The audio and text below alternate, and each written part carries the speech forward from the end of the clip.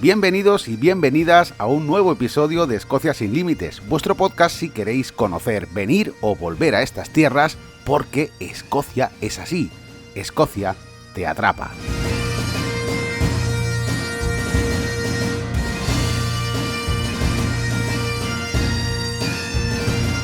Yo soy Andrés, guía turístico y director en Mundo Escocia, donde podréis encontrar los mejores tours, circuitos y excursiones desde Edimburgo. Así que si estáis pensando en visitar Escocia, ya lo sabéis, mundoescocia.com.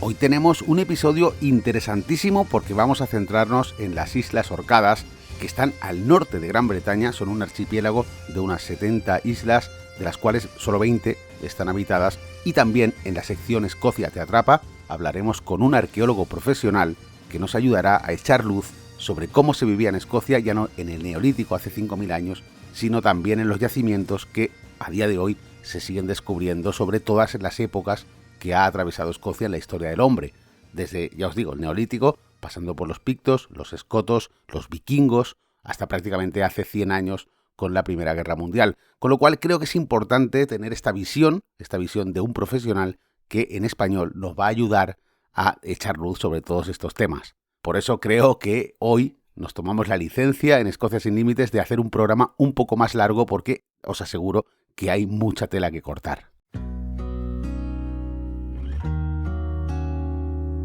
Como os digo siempre, visitar este tipo de lugares, estas comunidades apartadas, tiene un encanto especial, porque en estos lugares, tanto las Orcadas como las Hébridas, como las Shetland, las tradiciones, las costumbres, siguen muy presentes todavía en el día a día. La isla principal se conoce como Mainland y su capital, con algo menos de 10.000 habitantes, unos 9.500 más o menos, es Kirkwall. La fundación de Kirkwall tiene un origen vikingo y aún sigue conservando una de las catedrales más antiguas de Escocia, la Catedral de San Magnus, que se construyó en un estilo románico. Ha evolucionado con el paso de los siglos, evidentemente, pero ya empezó a construirse en el siglo XII, en torno al año 1137. Y es que decir Orcadas es, como digo, decir tradiciones. Hace poco estuve allí preparando el circuito de 5 días que tengo preparado en mundoescocia.com para 2022. Bueno, pues la verdad es que me sorprendí bastante, porque aparte de visitar Kirkwall, estuvimos también en Stromness, fuimos a los yacimientos arqueológicos controlando sobre todo los tiempos para este tour que os comento, y evidentemente hablamos con gente del lugar, hablamos con gente autóctona de allí, a los cuales pues le preguntamos qué tal les había ido en el tema de la pandemia, ¿no? Porque en pandemia estas comunidades tan apartadas estaban como al margen, estaban aisladas del mundo.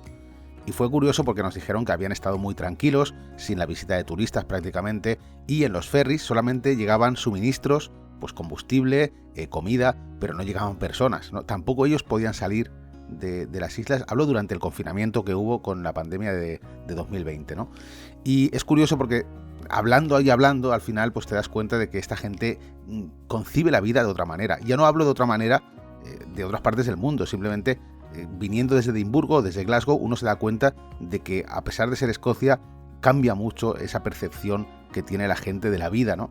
Cosas tan singulares como, por ejemplo, el señor que nos atendió en la fábrica de salmón ahumado, pues estuvimos hablando con él durante mucho tiempo también, y nos comentaba que él suele dejar la llave de su casa puesta en la puerta, 24 horas al día, ¿vale? Porque quizá algún vecino necesite algo en algún momento y él puede estar trabajando, ¿no? Este concepto de la vida, que es el que comento, que incluso en Edimburgo o Glasgow esto es impensable. Ya no digo en otros países como España o en Argentina, imaginaos, ¿no?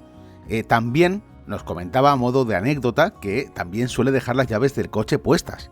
Porque claro, dice que es un desastre con las llaves y así sabía dónde estaban en todo momento, ¿no? Pues no quiero contaros esto en un barrio normal, no voy a decir en un barrio conflictivo, en un barrio normal ya sería un problema dejarte las llaves puestas del coche. Allí es algo habitual. ¿Por qué? Pues porque es lo que decía él. ¿Qué problema hay? No me lo van a robar, estamos en una isla. Para salir tienen que coger un ferry. Es decir, ¿qué puede pasar? Que como mucho algún turista me quite el coche y aparezca en la otra parte de la isla. Ya está, no tienen problemas con esto, ¿vale? Igual que esto, también hay otra serie de cosas, también nos comentó cosas interesantes, como que muchos agricultores encuentran yacimientos arqueológicos muy antiguos, a lo mejor por casualidad arando el terreno, con el tractor o incluso con las mulas que todavía se usan por allí, y al encontrar este tipo de hallazgos, muchos de ellos lo que hacen es ocultarlos. Y esto realmente es ilegal, deberían de darlo a conocer, pero lo ocultan para evitar que el gobierno fiscalice sus tierras. Y no hablo de expropiar, hablo de que de repente a partir de mañana van a aparecer en la puerta de tu casa 3 autobuses con gente que va a ver esa tumba de hace 5.000 años o cualquier cosa que pueda ser desenterrada de interés público, ¿no? Por eso muchos de los tesoros de Orcadas siguen bajo tierra, mucha gente los ha visto y mucha gente también los ha ocultado. Es curioso, es entendible también, por una parte, pero fijaos en lo que os digo siempre, este tipo de lugares, para verlos y vivirlos, hay que estar allí. Sí, está muy bien leer, está muy bien que yo os cuente todo esto en el podcast, pero si no veis la realidad del lugar, si no la vivís, es difícil entender por qué este señor, por ejemplo, se deja las llaves puestas en el coche todos los días, pero tiene un sentido. O se deja la puerta abierta de su casa, o por qué un agricultor encuentra un yacimiento y lo tapa. Hay que verlo para entenderlo.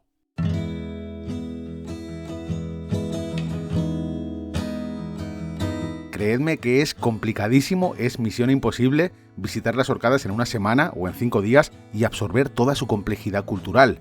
Lo que sí que es posible es ir a muchos de sus lugares clave para entender, para experimentar toda su esencia.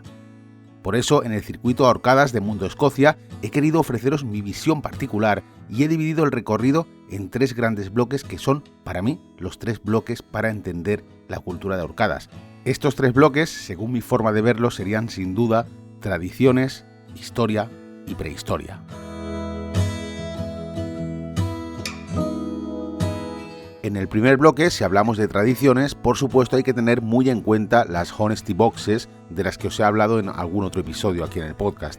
Los propios vecinos de estas comunidades tienen tiendas al aire libre y en ellas pues podemos encontrar desde huevos de gallina, mermeladas caseras, dulces, souvenirs, bueno, de todo. En estos puntos de venta no hay nadie que nos atienda, simplemente cogemos los productos que necesitamos o que queremos y dejamos el dinero en una cajita. Este sistema, que en otros lugares pues sería inimaginable, aquí funciona muy bien y además le da al turista la opción de disfrutar de producto local. Pero voy mucho más allá. Hay veces que no se trata de Honesty Boxes para turistas o Honesty Boxes a la venta al público, sino que son más bien lugares donde el propio pueblo, la gente del pueblo comparte cosas. No están a la venta, no hay una cajita para dejar el dinero, pero sin embargo sí que encontramos, por ejemplo, películas, libros que se dejan en un punto para que la gente del pueblo, hablo de comunidades muy pequeñas, comunidades a lo mejor de pueblecitos apartados de las rutas turísticas de 20 o 30 personas que tienen un punto en la calle donde dejan pues ahí sus cosas. Incluso he visto medicamentos, paracetamol, ibuprofeno, que lo dejan en una cajita para que la gente más mayor pues sepa que si se queda sin algo en su casa puede acudir a este punto, que no es una Honesty Box, insisto, pero que es muy parecido y que ahí encuentra todo lo que pueda necesitar en un momento dado.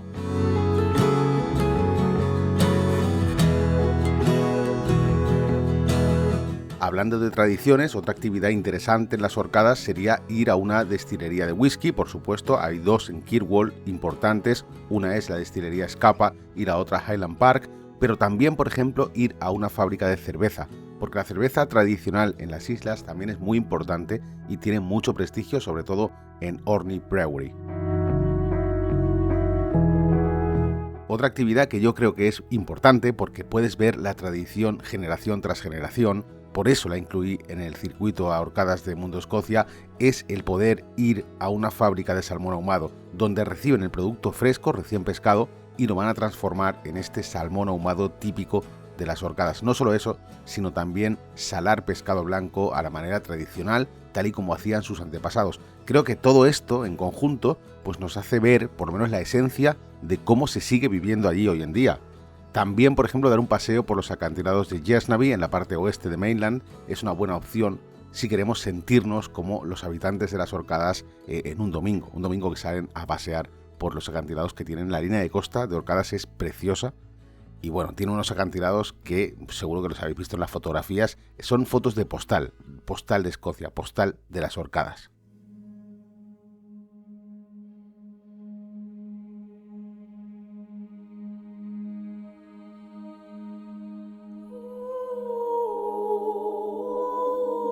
Luego también a nivel histórico tienen muchísima importancia porque desde Londres se eligió Orcadas como el centro de operaciones de la flota naval británica tanto en la Primera como en la Segunda Guerra Mundial. Scapa Flow, que es un puerto natural que se encuentra arropado por varias islas. Desde allí pues se planificó toda la estrategia militar en ambos conflictos bélicos y allí se protegía o se resguardaba la flota británica protegida, ya os digo, por estas islas y por supuesto por medidas de seguridad.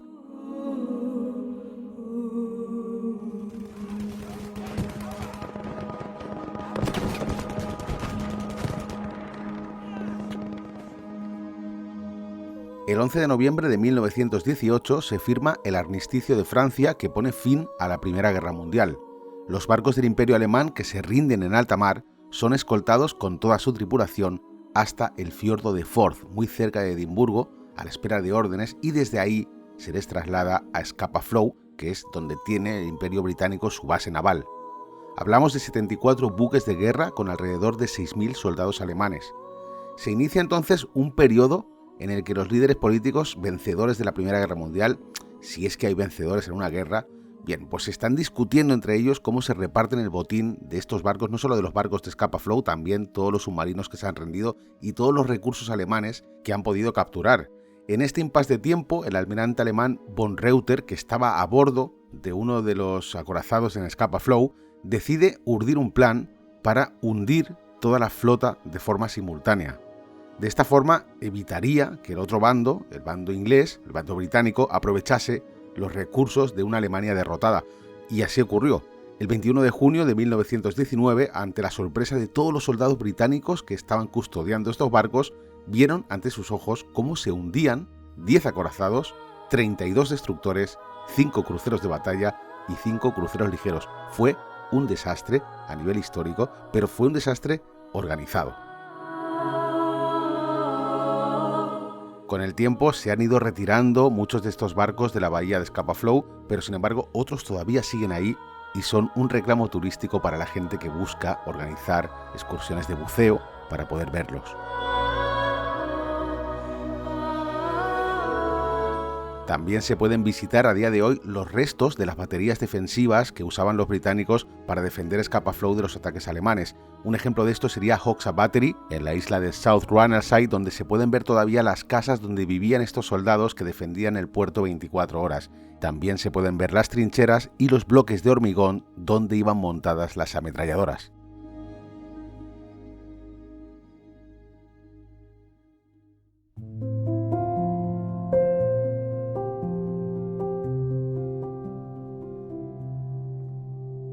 Una de las cosas más importantes que han quedado para la posteridad son las barreras de Churchill, que comenzaron a construirse en la Primera Guerra Mundial y se fueron perfeccionando durante la Segunda.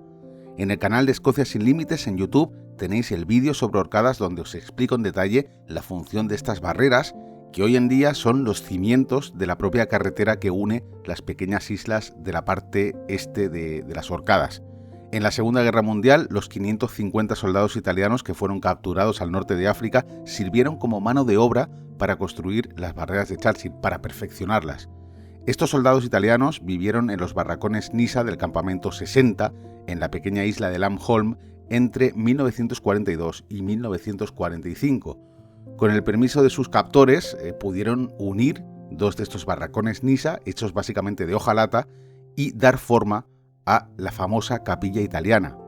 Domenico Ciochetti, que fue uno de estos prisioneros, basándose en una pequeña foto que llevaba en la cartera de una iglesia católica, pues fue uno de los responsables en levantar este monumento que a día de hoy todavía se puede visitar. Y os digo una cosa, visitar la capilla italiana, sabiendo la historia que hay detrás, le pone a uno los pelos de punta.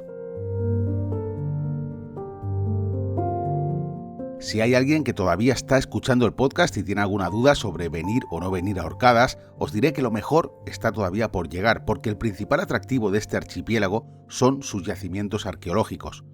Desde Brox Pictos en poblados del 400 a.C. hasta el famoso corazón de las Orcadas con lugares tan impresionantes como las Sten Stones, el Anillo de Brodgar o Mashow, que es una de las tumbas de cámara mejor conservadas del mundo, o también el poblado de Skara Brae, donde se han encontrado viviendas y utensilios de hace más de 5.000 años.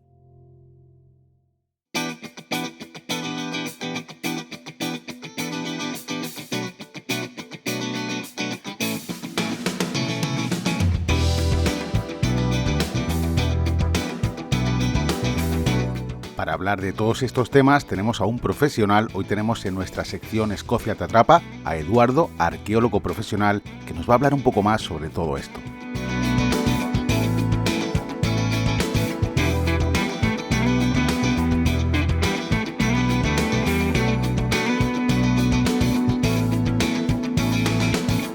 Bueno, pues continuamos el episodio de hoy con Eduardo. Esta historia quiero que la sepáis porque, bueno, yo buscaba un arqueólogo aquí en Escocia, o que hubiese trabajado aquí, o que estuviese trabajando en Escocia, que si pudiera ser hablar en español para meterlo en el programa y que nos explicara no solo a vosotros, sino también a mí ciertas cosas, ¿no? Y di con Eduardo por casualidad.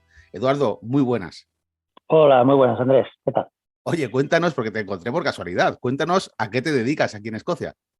Pues soy arqueólogo profesional, me dedico aquí desde hace 6 años, estoy en Escocia trabajando en una empresa de arqueología en Glasgow, Glasgow Archaeology, y bueno, me dedico prácticamente a hacer seguimientos arqueológicos, a todo el tema relacionado con la arqueología, excavaciones arqueológicas, todo tipo de temas relacionados con este tema. Quiero agradecerte el hecho de que estés aquí hoy en el programa porque tú y yo no nos conocemos. Yo ya te digo, di contigo por casualidad, te lo planteé esto y me dijiste que sí enseguida y te lo agradezco muchísimo porque vas a resolvernos dudas, incluso a mí, de cosas que yo estoy enseñando a la gente, de cosas que estamos viendo en los tours, de cosas que se conocen, pero no se conocen en profundidad y es complicado también determinar, o por lo menos para los que no somos expertos, determinar ciertas cosas. Sí, bueno, voy a intentarlo, ¿De acuerdo? Pues sabes, la arqueología escocesa es muy compleja, pero sí, vamos, por lo menos un punto de vista distinto que, bueno, que puede ayudar a la gente a entender un poquitín lo que tú estás diciendo, ¿no? Cuando se visita un sitio, pues interpretar esos sentimientos que se tienen, pues en base a los conocimientos que podemos ofrecer los arqueólogos, ¿no? Vamos a intentarlo, a ver lo que sale, ¿de acuerdo? Muy bien. Oye, Eduardo, ¿cómo acabas trabajando en Escocia? ¿Eres asturiano? Sí, soy asturiano. ¿Y cómo termina un asturiano en Escocia de arqueólogo? Pues es un asturiano que está con una malagueña, que tiene familia en Escocia, que tiene 2 hermanas en Escocia y que están casadas con 2 escoceses, y la crisis, pues en España, pues nos lleva a los 2 arqueólogos, pues los 2 somos arqueólogos, a aventurarnos, a decir, bueno, aventurarnos relativamente porque teníamos la familia aquí. Y entonces decidimos venirnos para Escocia. Y desde luego que ha sido maravilloso porque no hemos parado de trabajar y vamos, nos hemos asentado ya completamente aquí en Escocia y nos sentimos ya plenamente escoceses también, ¿no?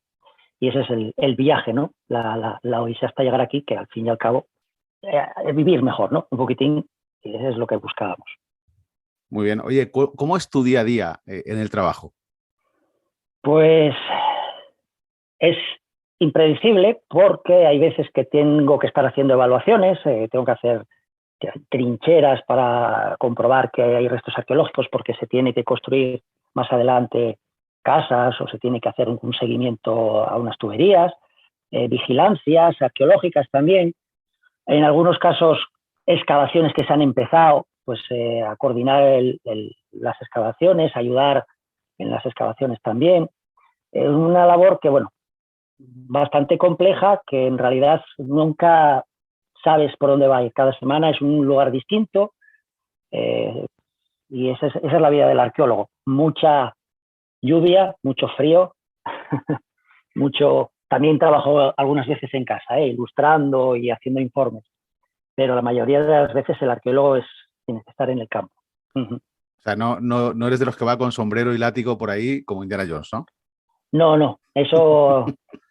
Aquí el sombrero para 2 o 3 días que haga sol, vale. Y el látigo tampoco no hace falta, aquí el látigo. Muy bien. Oye, ¿cuál es la importancia de la arqueología a nivel del día a día? Es decir, ¿para qué es importante tener, digamos, estos registros que comentas, esto que hacéis en el trabajo? ¿Por qué es tan necesario?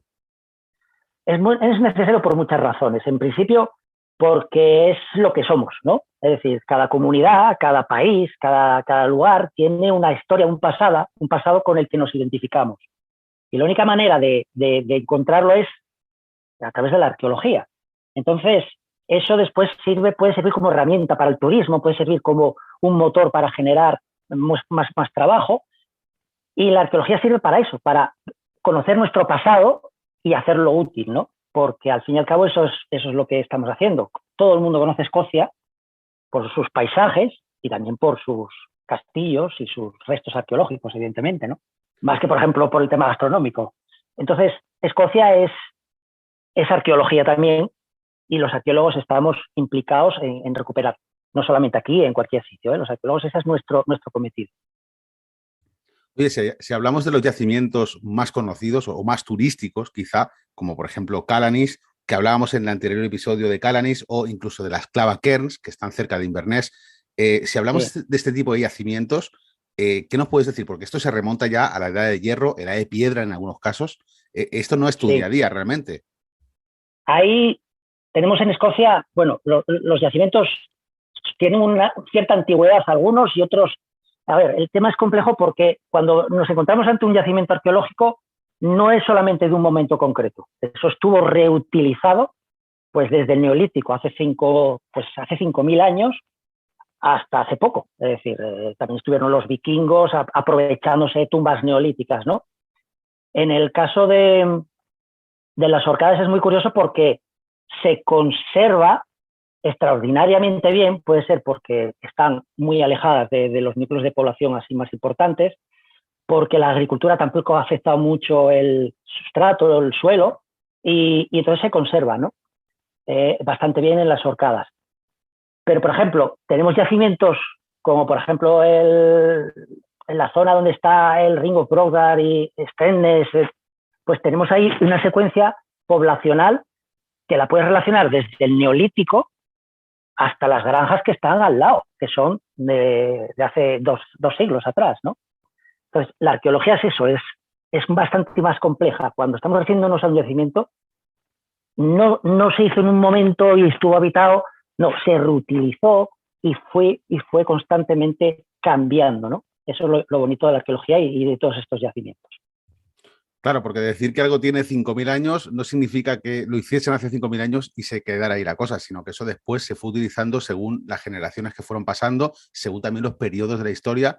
Y, por ejemplo, pues hablando de Callanis, perdona que te insista en Callanis porque Sí. aprovecho que estás aquí, el episodio anterior hablaba de Callanis y bueno, allí, por ejemplo, hay una tumba de la Edad de Bronce que está en un lugar que es de Neolítico. Entonces, claro, evidentemente eso se hizo posteriormente. Efectivamente, claro, son los ejemplos, eso es lo normal. Son yacimientos que son procesos, movimientos de gente, culturas, de tradiciones que van cambiando, pero se aprovechan lugares que tienen un significado especial y se aprovechan o por unas condiciones que son favorables, pues por la agricultura o por lo que sea, y se reutilizan. Es decir, es muy normal encontrarte tumbas neolíticas pues reutilizadas en la edad del bronce. Y luego sí que son utilizadas posteriormente pues, en la edad del hierro como mojones delimitadores, ¿no? o hitos que marcan pues, a la comunidad, oye, mira, que es que nosotros somos de este sitio, ¿no? Y nuestros ancestros son de este sitio. Te puedo contar una anécdota muy interesante sobre cómo la arqueología va evolucionando y cómo todavía somos parte de la arqueología. En uno de esos proyectos en la A9, en la zona entre Inverness y Aviemore, encontré, pues en la parte de una zona de los Cairngorm, en la zona más alta, pues unas 40 estructuras de piedra que más o menos eran unos cairn como los que podemos encontrar en Escocia, ¿no? Es decir, unas pequeñas tumbas. Todas esas tumbas en principio podían ser, no las estudiamos, pero todas esas tumbas podían ser del Neolítico hasta la Edad del Bronce, ¿de acuerdo? Sí, sí. Bueno, pues una de ellas tenía 70 o 80 años. Y me dirás tú, ¿pero cómo es posible eso? Eran dos pastores que habían vivido en esas montañas con el ganado y siguiendo una tradición ancestral decidieron que ellos querían hacerse también un cairn y sabíamos eso porque estaba la inscripción de los dos señores que habían muerto y que querían seguir estando allí donde habían ellos estado toda la vida trabajando con las ovejas. O sea, es impresionante, ¿no? Impresionante, sí, sí. Sí, sí. Entonces, y yo cuando me encuentro eso, digo, ¿pero esto qué es? ¿Cómo es posible que esto todavía haya una conciencia en la gente? Decir, este sitio es sagrado para nosotros y este sitio sigue teniendo importancia para nosotros. Y yo cuando me muera, me quiero que me enterréis ahí, las cenizas, ¿no? Y eso está pasando en Escocia, bueno, y muchos más sitios, ¿no? Esa es la arqueología, cómo todavía seguimos recuperando esas tradiciones, ¿no? Sí, sí. Si volvemos a Orcadas, que es el episodio de hoy, Realmente me viene Ujú, muy bien que estés aquí porque el episodio de hoy he hablado precisamente sobre todo lo que podemos ver en Orcadas y allí, por ejemplo, pues está el corazón neolítico que estaría ujú. formado por Skara Brae, el anillo de Broadgard, las Sten Stones, Mashow. Todos estos lugares, es lo que tú comentas, se han encontrado también vestigios vikingos, sobre todo en Mashow. Hay una inscripción en la pared, concretamente dentro de la tumba de cámara, hay una inscripción vikinga donde, bueno, pues los vikingos, aparte de saquear todo, porque lo saquearían todo, supongo, también Sí. dejaron constancia. ¿De qué manera se reutilizaba todo esto? Para los vikingos, cuando llegan en el siglo VIII, siglo IX, a partir de esas fechas, más o menos son muy supersticiosos también. Son supersticiosos. Y saben que esos sitios que se mantienen es porque son lugares donde las tradiciones, las gentes de allí los respetan. Esas inscripciones que aparecen, esas inscripciones rúnicas que aparecen, incluso hacen referencia hasta la familia de Ragnar Lothbrok, ¿sabes? Sí, El de sí, la sí, sí. serie de... Claro, es lo que estábamos hablando. Es una reutilización de un lugar. Tú eres el nuevo jefe, llegas y dices, yo ahora me apropio de esto porque es lo que todo el mundo, y me quedo con esto porque quiero mostrar que yo soy ahora mismo el que tiene el control sobre esta situación. Y eso es lo que pasó ahí. Es decir, ese sitio es un lugar sagrado, es un lugar pues bastante especial para la población, y los vikingos, a ver, allí no encontraron oro, evidentemente, ni encontraron tesoros en las tumbas, ¿no? Mm. Se quedaron dentro porque, pues bueno, seguían un poco a los dioses de la gente de allí antes de su llegada, y para ellos seguía siendo un lugar bastante místico, ¿no? Todavía, ¿no? Esa es una interpretación, ¿de acuerdo? Sí, sí. No sabemos exactamente, a lo mejor tuvieron que salir corriendo, escapando de alguien y se metieron allí.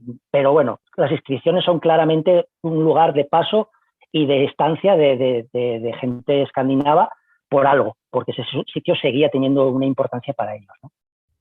Oye, ¿cuál crees que era el origen del corazón neolítico, el origen de todas estas construcciones? Porque además están alineadas, tienen un común sentido. Entonces, bueno, si tú ves, por ejemplo, las Sten Stones, que están más o menos alineadas con el anillo de Broadgard, y esto también está alineado con Mashow, con Skara Brae, ¿todo esto formaba parte de un complejo o son cosas independientes de distintas épocas? Porque parece ser que es de la misma época. Sí, en principio parece que es de la misma época. Lo que pasa es que cuando hablamos de la misma época estamos hablando de una horquilla de tiempo de 800 años. Entonces es complicado muchas veces saber, por ejemplo, si eran... Evidentemente hay un momento en el que hay un sitio que si es el primero, pero cuando se construye otro es porque el otro sitio estaba también, es decir, hay una referencia, ¿no?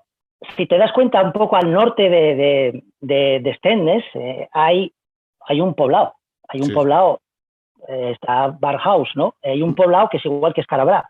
Ahí tenemos gente que estaba viviendo. Es un sitio especial.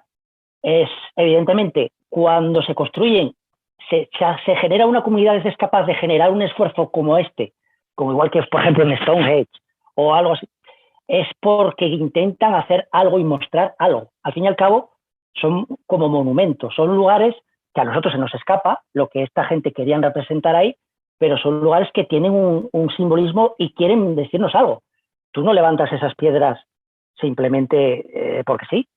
Claro, Eso tiene un sí, significado.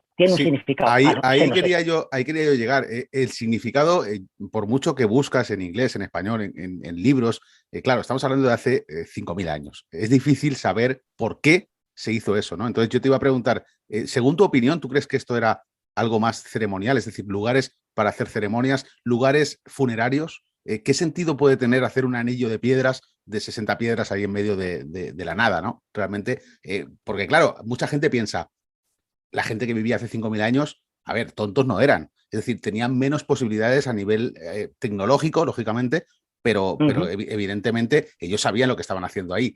Que nosotros no lo sepamos no significa que no tuviera un sentido. Evidentemente, claro que tenía un sentido.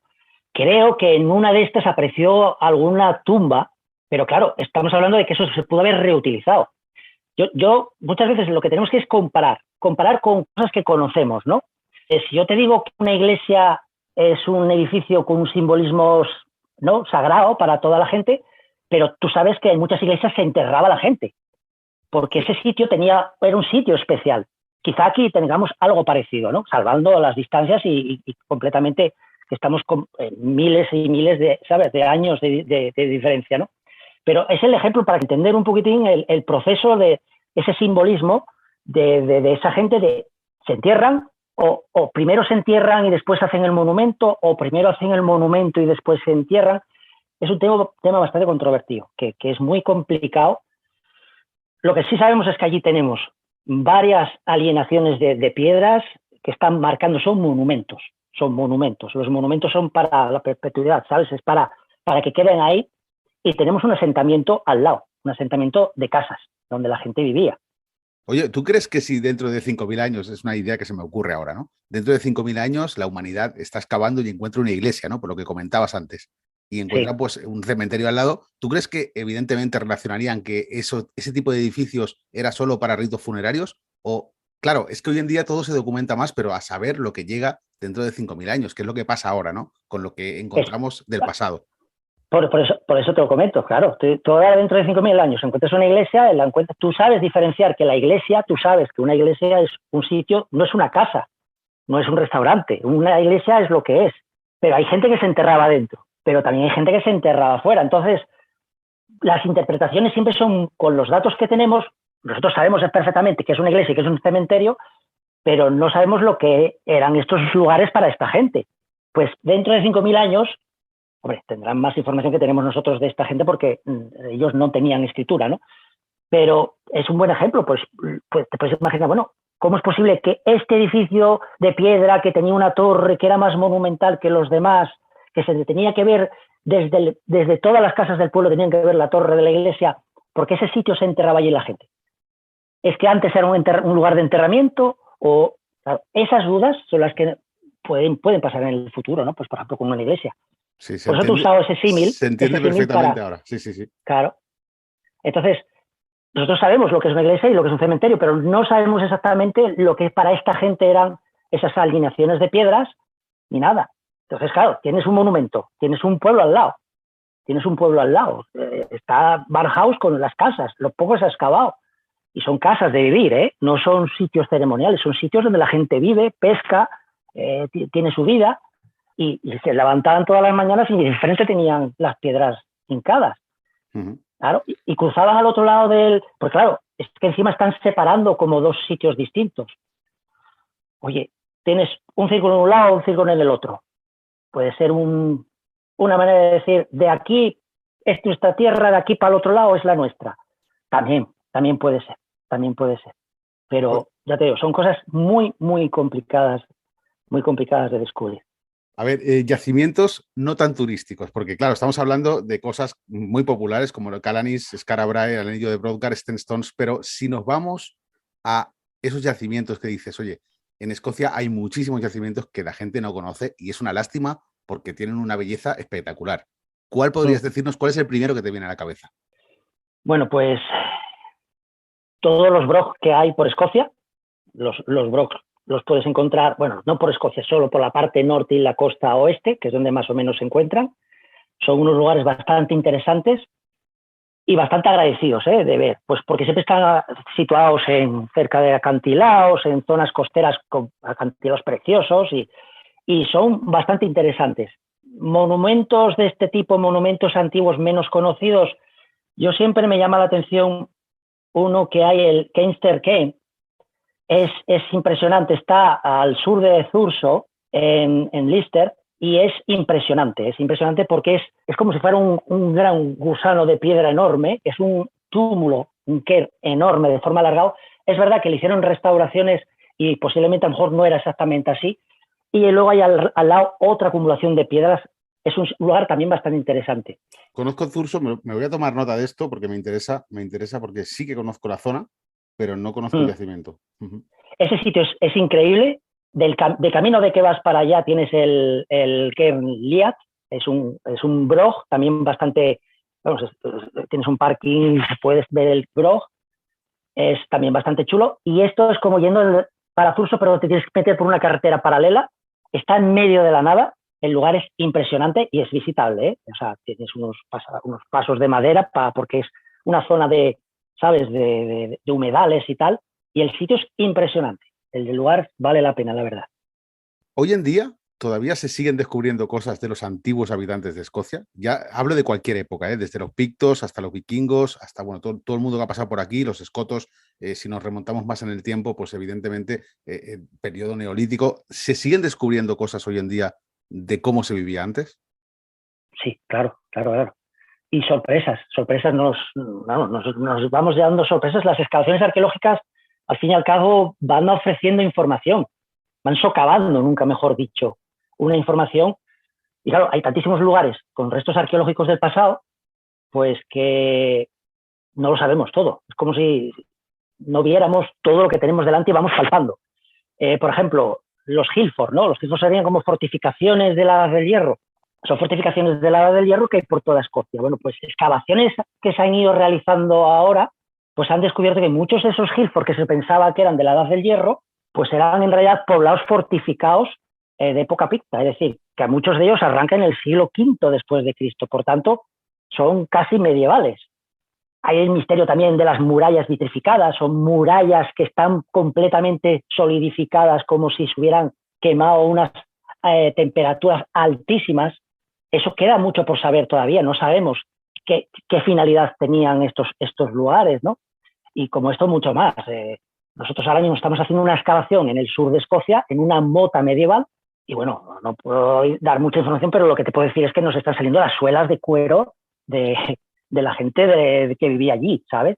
De época medieval. Siempre vamos encontrando cosas nuevas y vamos a descubrir cosas que dices, pero bueno, ¿esto cómo es posible, no? Siempre. También se comentaba en el muro de Adriano, por ejemplo, que solamente hay un 5% de todo lo que se puede encontrar. Solo han encontrado un 5% de todo lo que hay ahí enterrado, ¿no? Y estamos hablando de que el muro de Adriano pues, va de costa a costa y ya llevan años excavando allí, y cuando me enteré que solamente piensan que han encontrado el 5%, te sorprende, ¿no? Porque siempre puedes encontrar algo nuevo y siempre puedes aprender cosas nuevas. No, yo te pongo como un ejemplo, en mi trabajo, cuando tengo que hacer una vigilancia o tengo que hacer una evaluación, que son unas trincheras, pues yo te puedo decir que 2 de cada 4 o 5 campos que voy a vigilar o tal, solamente trincheras, no es una excavación total, me aparecen restos arqueológicos. Y ojo, no te hablo de restos arqueológicos monumentales, porque lo que estamos hablando son los que se ven, que son monumentales, no. Estoy hablando de actividad humana, desde el Neolítico hasta la época medieval, hoyos de poste, de cabañas, porque solamente eran hoyos de poste de cabañas, solo es lo único que queda, enterramientos en cremaciones, en jarritas, en cerámica, siempre. ¿Cómo se llama esto? Los hogares, ¿no? Hogares. Es que ya encima lo digo hasta en inglés, ¿sabes? Me cuesta el... Eso es normal, eso es normal. ¿Sabes? Entonces, y siempre me aparecen, y a todos los arqueólogos nos aparecen. Y dices, bueno, pues aquí había un pequeño enterramiento, una pequeña necrópolis. Pues aquí vivía, esta gente tiene hoyos de poste. Es increíble todo lo que hay todavía por descubrir y lo que hay todavía escondido. Oye, Eduardo, ¿cuál es la recomendación que tú le darías a una persona que viene a ver este tipo de lugares? ¿Cómo enfocas cuando vas a un sitio así que tiene tanto tiempo, que sí, que ha sido reutilizado, pero que su origen se remonta, ya no digo a 5.000 años, te digo 2, 3 o incluso 1.000 años atrás, ¿no? ¿Cómo enfocas una visita para disfrutarla así? Porque al final, por mucha información que quieras leer y que quieras absorber, hay veces que el lugar te sobrepasa. A mí me ocurre. Yo llego a lugares que, aunque sepas o tengas una idea de lo que es esto, cuando lo ves allí dices, ostras, esto es mucho mejor de lo que yo pensaba, ¿no? Me pasó con Calanis, por ejemplo, me pasó con el Anillo de Brockar, me pasó con lugares que a pesar de que ya sabes a dónde vas, cuando llegas alucinas. Yo creo que soy simplemente dejar volar la imaginación y disfrutar de esos sitios, porque tienen ese encanto, e intentar imaginar lo que vivía esa gente. Allí vivieron, nacieron, se enamoraron, se pelearon, allí hubo gente que vivió como nosotros y estuvieron allí, pasaron su vida, luego vinieron otros, generaciones, y es disfrutar. Y luego tienes el paisaje, te abrigas bien, disfrutas del paisaje. Sí. Y disfrutar, porque muchas veces es complicado entender, muchas veces hasta puedes confundir más, ¿no? En estos sitios es simplemente disfrutar. Oye, mira, esto aquí vivió gente como nosotros que estamos aquí y esto lo disfrutaron igual que lo estamos disfrutando nosotros, disfrutar de estos atardeceres, de estos paisajes, porque al fin y al cabo eso es lo que es, ¿no? Oye, Eduardo, no sabes lo que he disfrutado la entrevista esta. No sabes lo que he Muchas disfrutado. gracias. Porque me encanta todo este tema, me encanta cómo lo explicas. Ya sé que no es tu especialidad, quizá la arqueología neolítica, ¿no? Pero me ha parecido genial tenerte hoy aquí. No sé si quieres decirle a la gente algo más, si nos hemos dejado algo importante, porque de los Brog, por ejemplo, hemos hablado, pero no hemos hablado en profundidad, porque yo tengo la curiosidad también de saber para qué eran los Brogs, porque hay veces que lees en lugares que eran sitios donde se almacenaba la comida para las épocas de frío, etcétera. Hay lugares en los que lees que eran como edificaciones para denotar el estatus del pueblo. Entonces, no sabes muy bien por dónde decantarte, porque al final es lo que tú dices, hay que echarle un poco de imaginación también, porque no se sabe para qué eran los Brogs, o por lo menos yo no he encontrado esa información. Tu opinión, porque al final ya esto va más de opinión, ¿tu opinión cuál es? ¿Por qué se levantaba un edificio circular ahí en medio de un acantilado? ¿Por qué se podría hacer esto? Es todo lo que has dicho, es todo lo que has dicho, es decir, no es ni una cosa ni otra, es todo. O sea, las cosas se hacen cuando una comunidad es capaz de hacer una construcción y elevarla por algo. La finalidad de elevar eso no es para coger más el wifi, ¿no? No para tener más señal, no, no. Eso se hace para que se vea. El SBROG se tiene que ver. Y cuando tú quieres que algo se vea, es porque tú quieres mostrar quién eres, ¿no? Está descartado el tema solamente defensivo de una torre defensiva, porque eso lo trasladas luego a siglos después, y en la Edad Media las torres y en los castillos son también símbolos de estatus y de, ¿sabes? Cuantas más torres tiene tu castillo, más importante eres. Por tanto, al fin y al cabo, volvemos otra vez a lo mismo. El Brog, al fin y al cabo, es como si fuera un pequeño Hilfort o castro pequeñito, porque es curioso que aparecen sobre todo más en el norte, donde los castros hay menos castros de grandes dimensiones. Por tanto, yo, en mi opinión, yo lo que creo que son asentamientos de la Edad del Hierro, pero viven en torno al sitio donde el señor, bueno, pues el que domina aquellas tierras, pues tiene que marcar su lugar y mostrar quién es. Es curioso porque ahí, hablando de las horcadas, tenemos el de Gurnes, Sí, si sí, lo has sí. visitado. El de Gardes es impresionante y además, te digo una cosa, todos los Brogs vienen acompañados de un pueblecito cerca y además están los restos. Y Exactamente. ese que comentas tú, el de Garnes, es impresionante. Se visita en el tour de 5 días que tengo preparado para el próximo año. Y es que yo creo que es fundamental ver un sitio así porque puedes entender cómo vivían los pictos en aquella época, porque aquello es impresionante. Aunque no sepamos para qué servía el Brog, solo con estar allí es lo que te decía antes, ¿no? Claro. Claro, claro. Pero es que curiosamente desde ese sitio, desde Garnes, si fijas, te miras al norte, tienes el de Midhoe, ¿sabes? Donde encima tienes una enorme también tumba neolítica y hay otro en la isla de Rousseau, ¿sabes? Al otro lado, y conectan visualmente. Es decir, los del lado de la isla de allá se veían con los del otro lado. Todo está conectado. Entonces, es impresionante por eso, ¿no? Pues porque el sitio, aparte del encanto que tiene, pues creo que incluso hasta hay un panel allí que lo explica, que dice, bueno, enfrente hay otro Brog también donde está lo que llaman, ¿no? El Egipto, ¿no? De Escocia, ¿no? La isla de Rousseau. Y es impresionante, ¿no? O sea, están conectados. Y eso, evidentemente, cuando están conectados es porque quieres que se vean uno al otro, ¿no? Oye, pues muchísimas gracias, Eduardo. Oye, ¿dónde te encuentra la gente si quiere hacer una consulta o no sé, cuáles son tus redes sociales, tu página web? Porque sé que tienes un proyecto en Asturias también, ahora nos lo contarás. El proyecto de Asturias es en paralelo a lo que haces aquí, es decir, no lo has dejado, lo tienes activo todavía. Sí, sí, es un proyecto que se llama Arqueastur, es un proyecto de arqueología, bueno, para dar a conocer el patrimonio de Asturias, sobre todo los recintos fortificados.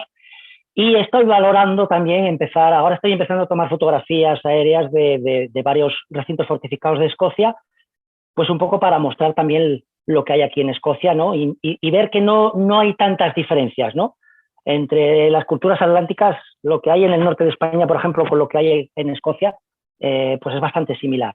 Y bueno, pues a través de ahí, pues sí, la gente me puede contactar y, en Escocia no, porque es más profesional, eso es otro tipo de trabajo. Lo otro lo tengo más bien como un hobby, ¿no? Lo del proyecto Arqueastur. Pero bueno, aquí pues estamos. que sepas que aquí ya tienes un seguidor incondicional. Con Arqueastur ya he estado trasteando por ahí, me he guardado la página web y también en Facebook he visto que tienes fotografías y aquí estaré para ver si actualizan las cosas, porque a mí me interesa todo esto. Sí. Cada miércoles vamos metiendo un yacimiento nuevo y vamos metiendo, ahora volveremos otra vez a meter más yacimientos. Es el primer catálogo online basándome en lo que hay en Escocia, en Canmore, por ejemplo, ¿no? No sé si sabes lo que es Canmore, es una especie de base de datos impresionante online, y PassMap, donde cualquier ciudadano de Escocia puede ver los yacimientos arqueológicos y todos los restos del pasado que hay. Pues me ha servido de inspiración a mí para hacer eso, Escocia. Muy bien, Eduardo, muchas gracias, de verdad. Cuando vaya por Glasgow te pegaré un toque porque aquí estaremos esperándote. Nos tomaremos un café tú y yo y hablaremos de muchas cosas. Me ha encantado hablar contigo, de verdad. Muchísimas gracias por haberme atendido y muchísimas gracias porque ha sido muy fácil realmente tenerte aquí hoy. Vale, muchas gracias a ti por dejarme hablar y por también compartir esta cosa tan bonita de Escocia, ¿de acuerdo? Muchas gracias. Venga, un saludo. Venga, un saludo.